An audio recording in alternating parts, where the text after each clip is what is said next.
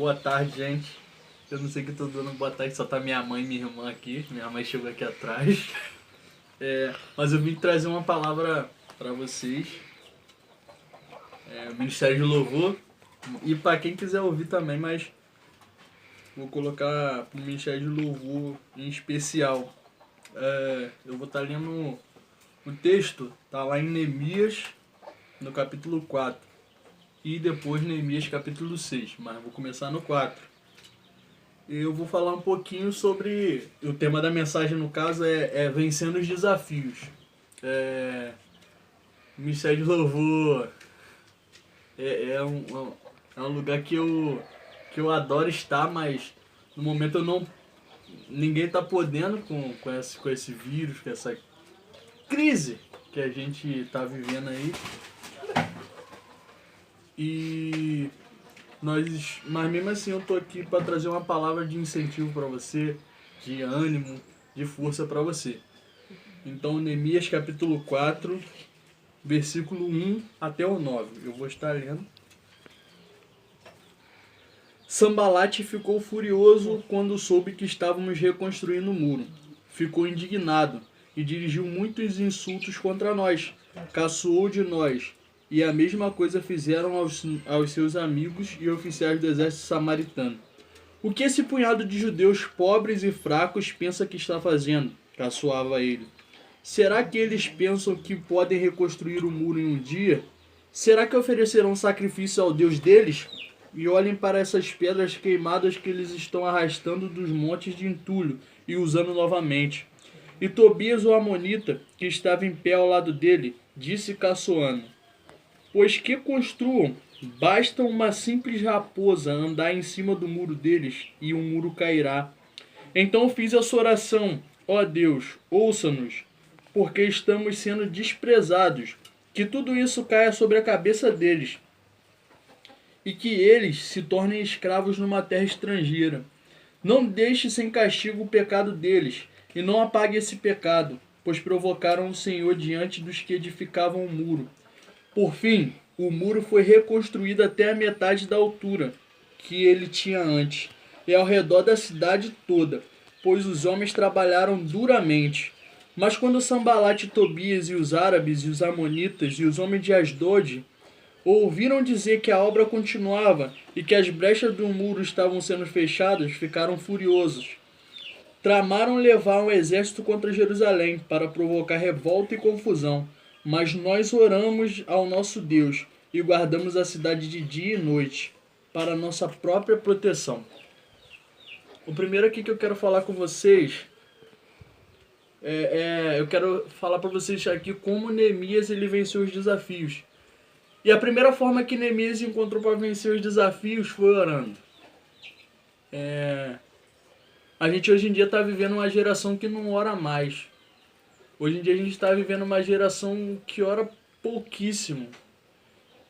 E a primeira coisa quando esses homens se levantaram contra a vida de Neemias foi orar. Neemias orou. E aí eu faço uma pergunta para você que está assistindo aí. Não vai ter como você me responder, porque a gente está longe. Mas eu faço uma pergunta para você. Qual foi a última vez que você orou? Não aquela oração que você prega o prato de comida e ora, Senhor, muito obrigado pelo meu alimento. Essa oração não. Mas qual a última vez que você foi pro seu quarto, fechou a porta? Ou se não tem porta, fechou a cortina? Ou se não tem cortina, deixa aberta mesmo, mas você ajoelhou e orou. Qual foi a última vez? Eu não sei se você se lembra qual foi a última vez que você orou. Mas se você não se lembra, você tem que voltar a orar.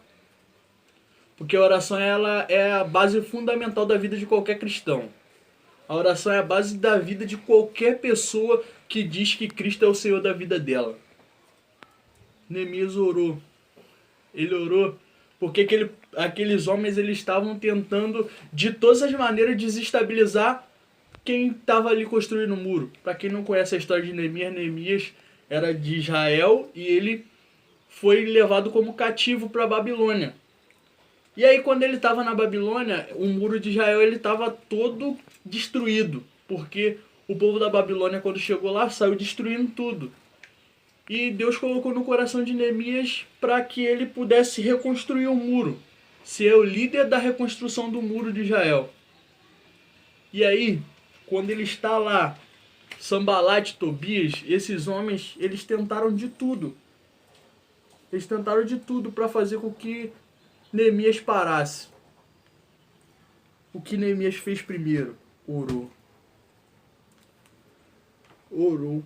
Uma vez que você orou pelo seu ministério. Agora falando em específico para o Ministério de Louvor, mas se agrega a todos os ministérios. Qual foi a última vez que você orou pelo ministério? Muitas vezes a gente não sabe nem quantas pessoas tem no nosso ministério. Um abraço para Thiago, Daniele, Sabrina, vocalista junto comigo. Um abraço pro Pedro, que toca guitarra, o Rafael, que toca violão, Luquinhas, que toca bateria. Um abraço pra Lucas, que toca baixo. Eu tô esquecendo do meu amigo. Tá vendo? A gente esquece muito fácil. Quantas vezes você ora pelo seu ministério? Eu falei os integrantes do Ministério de Louvor, mas a gente podia citar tantos outros ministérios da igreja que nós nem sequer tínhamos um momentinho para orar. Neemias, ele tinha a oração como uma base para construir aquele muro. A base para construir a sua vida de cristão é a oração. Essa palavra não vai ser muito demorada. Eu queria mesmo só, para a gente não perder muito contato com a palavra, eu já vou pular para o segundo tópico dessa palavra para você.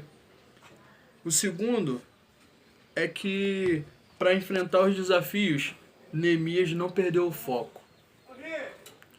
Nós já oramos, Neemias orou e a segunda coisa que ele fez foi não perder o foco. Nós hoje em dia perdemos o foco com muita facilidade. Hoje em dia, a gente, por qualquer coisa que acontece, nós perdemos o foco.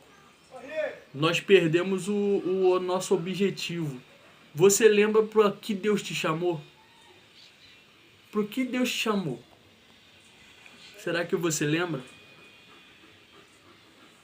Deus te chamou para ser ministro. Ministro do louvor, ministro da palavra, ministro do ministério infantil. Mas Deus te chamou para alguma coisa. Só que muitas vezes você tem perdido o foco. Muitas vezes nós, como servos de Deus, nós temos perdido o foco. O seu foco está onde? Diversas vezes eu falo que às vezes a gente canta músicas. Para o Ministério de Louvor a gente ministra canções e a gente nem para analisar a letra das músicas. E tem uma música que a gente canta que o nosso alvo é Cristo. Meu alvo é Cristo. Vou avançar, eu vou crescer. Ninguém vai me deter. Meu alvo é Cristo. Mas será que seu alvo realmente é Cristo?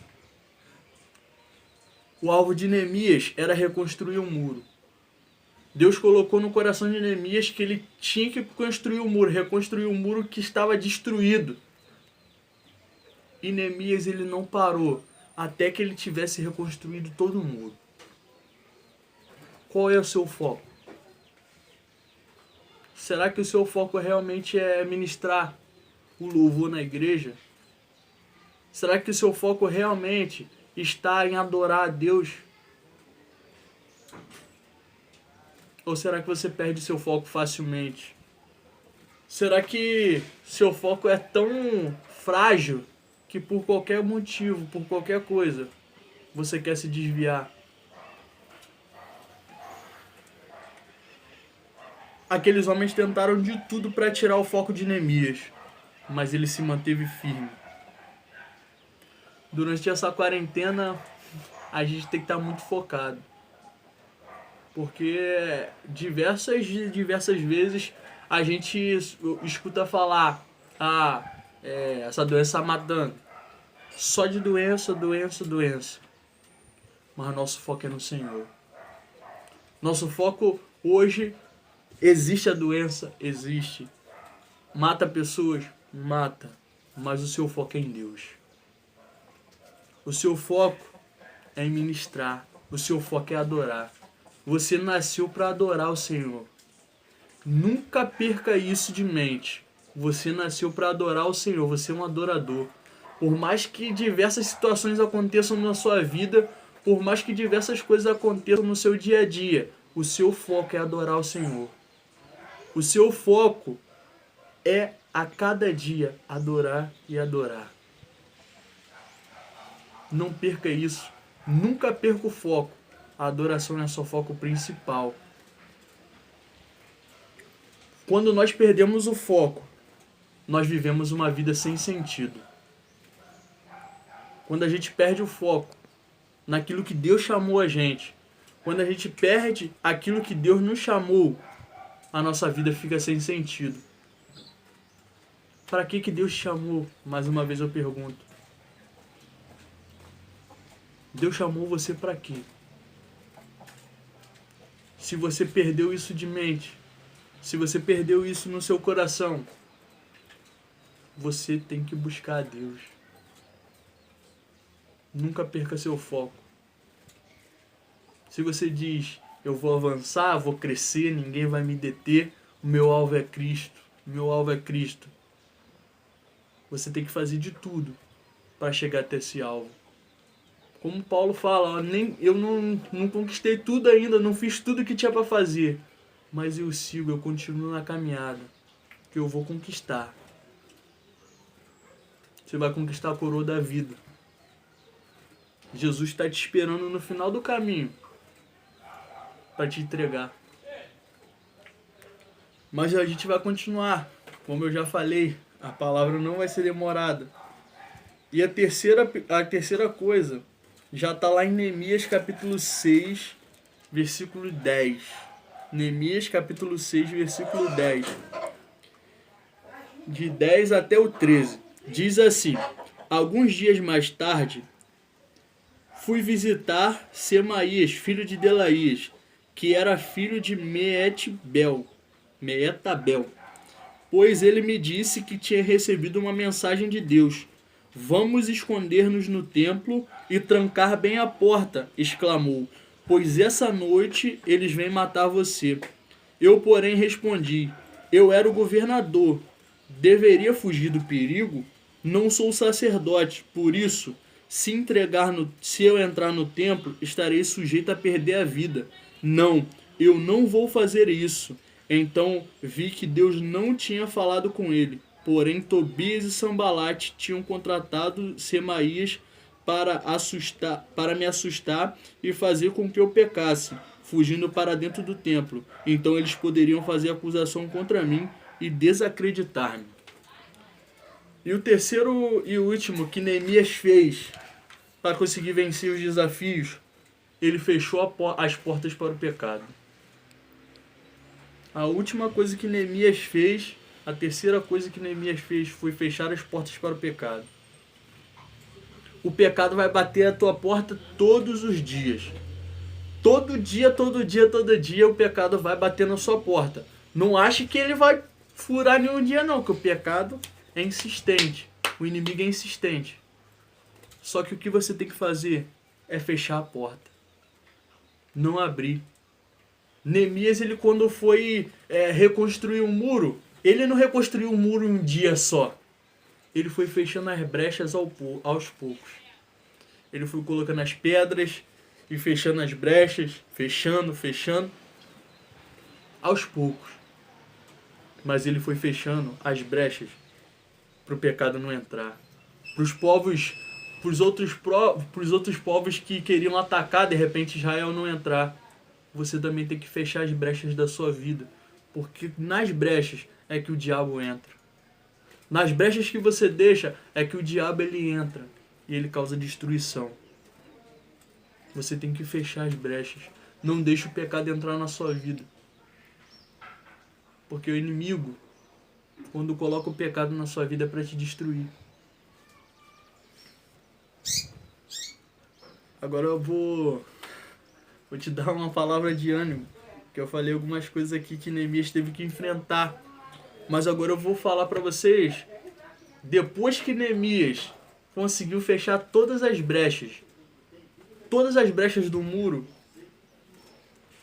que ele venceu os desafios, tá lá em Neemias capítulo 6, versículo 15 e 16. Diz assim: finalmente o muro foi terminado no 25º dia de Elul, exatamente 52 dias depois que começamos. Quando todos os nossos inimigos e as nações vizinhas ouviram essa notícia, ficaram com medo e humilhados, e reconheceram que a obra tinha sido feita com o auxílio do nosso Deus. Para terminar aqui, eu queria falar para você que isso tudo vai passar. Esse vírus vai passar. Em breve a gente vai estar junto, ministrando. Em breve a gente vai estar junto adorando ao Senhor. Em breve a gente vai estar junto ensaiando. Em breve a gente vai estar junto na casa de Deus. Nunca se esqueça que você é a igreja. Embora nós não estejamos no templo, embora nós não estejamos nas quatro paredes do templo, você foi escolhido para ser igreja de Cristo. Você foi escolhido para ser igreja de Cristo. Neemias, quando ele recebeu a ordem de Deus que era para reconstruir o muro, recebeu a ordem de Deus que era para reconstruir um muro, ele orou, ele não perdeu o foco, ele fechou as brechas, ele fechou a porta para o pecado. Você tem que fazer a mesma coisa. Se você acha que está orando, ore mais. Se você acha que tem foco, procure nunca perder esse foco. E feche a porta para o pecado. Porque se você fizer isso, quando tudo isso passar,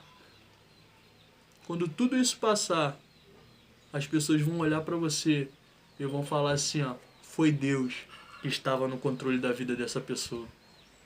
Foi Deus que estava no controle da sua vida. E para fechar, eu queria deixar uma pergunta para você. A mesma pergunta que eu deixei numa mensagem que eu trouxe no culto aqui de casa. A pergunta que eu te deixo nesse momento é: quando Deus olha do céu, quando Ele está olhando para você, você imagina a história de Jó, que o inimigo estava lá e Deus falou: ai, Satanás, tá vendo meu servo Jó? Homem bom, homem íntegro, fiel e temente a Deus. O que Deus olha lá de cima e fala de você? O que será que Deus, quando olha lá de cima, Ele fala de você? É para pensar, para você meditar na sua casa aí. Como eu disse, não é uma palavra demorada, mas eu quero declarar vitória sobre nossas vidas. A gente vai vencer esse vírus, a gente vai vencer, e quando vencermos, e quando estivermos juntos, nós vamos poder adorar e glorificar o nome do Senhor. Que Deus te abençoe.